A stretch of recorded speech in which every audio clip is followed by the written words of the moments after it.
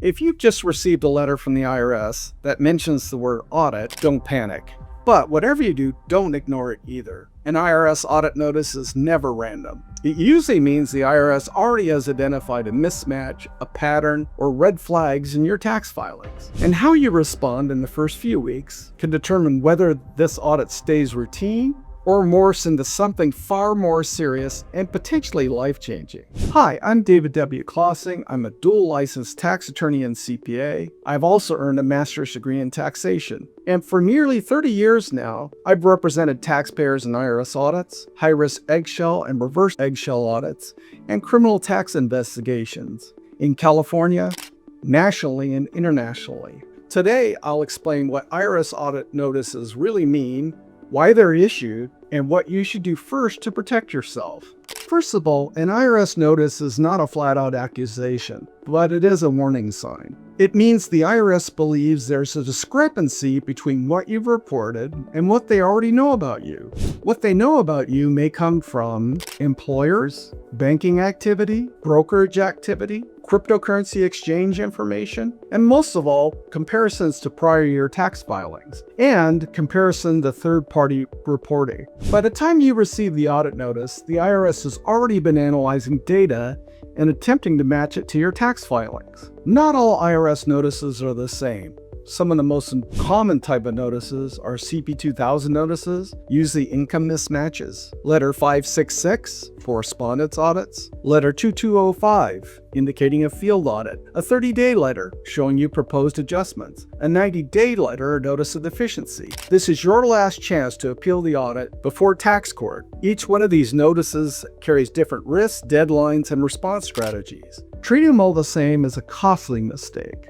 Most IRS audits start off civil, but they don't always stay that way. During the audit, if the IRS sees indications of repeated intentional underreporting, large unexplained or unreported deposits, unreported taxable offshore income, aggressive fraudulent deductions, large crypto underreporting discrepancies, payroll tax underreporting, or repeated non-remittance of payroll taxes, the audit can quickly escalate into potential criminal tax prosecution. And guess what? That's when a civil examiner starts thinking about a 75% fraud penalty at best to a criminal tax referral at worst. Listen, if CI, the Criminal Investigation Division, completes an investigation, they have a 90% conviction rate, no matter how good the attorney you hire. The most damaging mistakes I see are calling the IRS directly without counsel, guessing at explanations. Amending a return can be viewed as a criminal tax admission. Fraudulently creating or attempting to fix documents, oversharing information, relying on the original preparer who can rapidly become government witness number one against you, and whom lack attorney-client privilege, and they're also likely to throw you under the bus to protect themselves where necessary. Every statement you or your representative makes becomes part of the audit record.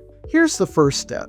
Slow the process down. Do not speed it up. That means filing a power of attorney, securing the right legal representation, reviewing audit notices carefully, identifying civil and criminal exposure areas, and preserving communication and work product privileges, organizing your records strategically. Listen, early control in the audit process limits the scope of the audit and prevents unnecessary civil to criminal tax escalation. Here's why attorney-client privilege matters. Accountants and preparers do important work, but their communications and work product are not privileged. If an audit turns sensitive, emails, notes, and conversations with non-attorneys can be subpoenaed. On the other hand, an attorney can protect your communications, your strategy, and the work product to get through the audit. And when structured correctly, they can extend protection to the CPAs working under that counsel. Listen, all of our CPAs and CPA candidates work directly for our law firm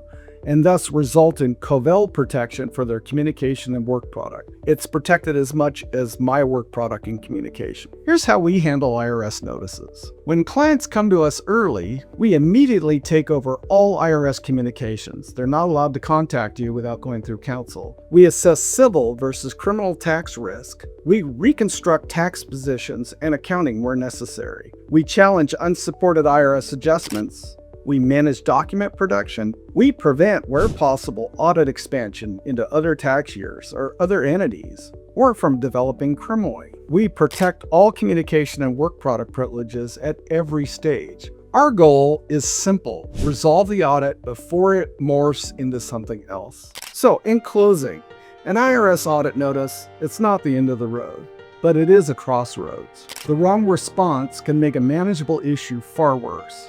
If you've received an IRS audit notice, don't guess. Call the tax law offices of David W. Klasing at 800-681-1295 or visit KlasingAssociates.com to schedule a confidential, reduced-rate initial consultation today. The earlier we get involved, the more options you keep and the better results we achieve.